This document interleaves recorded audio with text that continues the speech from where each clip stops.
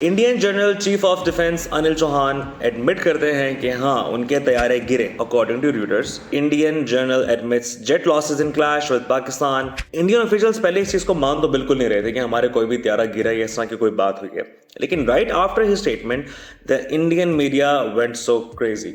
इस स्टेटमेंट के बाद जो इंडियन अपोजिशन लीडर कांग्रेस के जो प्रेसिडेंट हैं मल्लिकार्जुन खारगे, उनकी स्टेटमेंट से ये क्लियर करती हैं कि Indian prime minister Narendra Modi, also known as the butcher of Gujarat, कि यह सारा नैरेटिव झूठा था।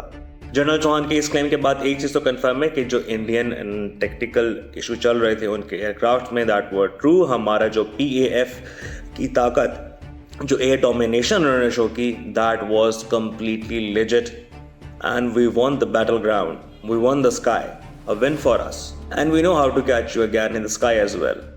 So be prepared again, because right now Pakistan is prepared for any misadventure by you guys. Now this was for Indians.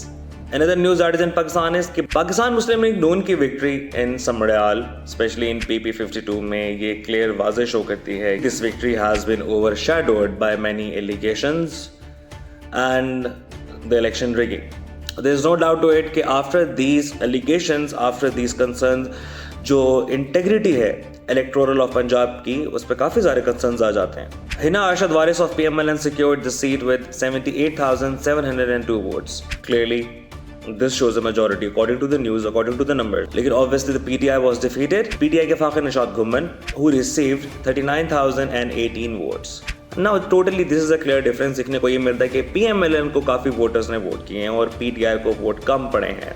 Obviously Pakistan Tehreek Insaf ने काफ़ी ज़्यादा allegations लगाए पाकिस्तान मुस्लिम league नून पे, स्पेशली आफ्टर द इलेक्शंस। ऐसी बात है, ऑपोजिशन गवर्नमेंट, ये चीज़ तो चलनी है।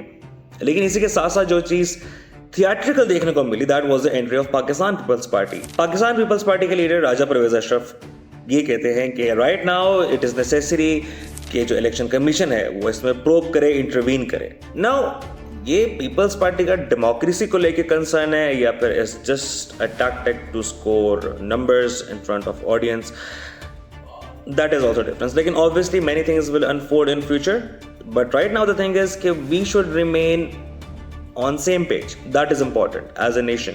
कोई पीपल्स पार्टी, पाकिस्तान, नून लीग कुछ मैटर नहीं करता। अगर कुछ मैटर करता है वो पाकिस्तान मैटर करता है। अंदर के इख्तलाफात हमें जल्दी ख़त्म करने चाहिए क्योंकि दुश्मन तैयार है कभी भी हम पे हमला करने के लिए। वो सुकून से नहीं बैठेंगे, स्पेशली इस तरह की जब स्टेटमेंट्स उनके अनफोल्ड हो रही हैं। They won't keep quiet. Think about it.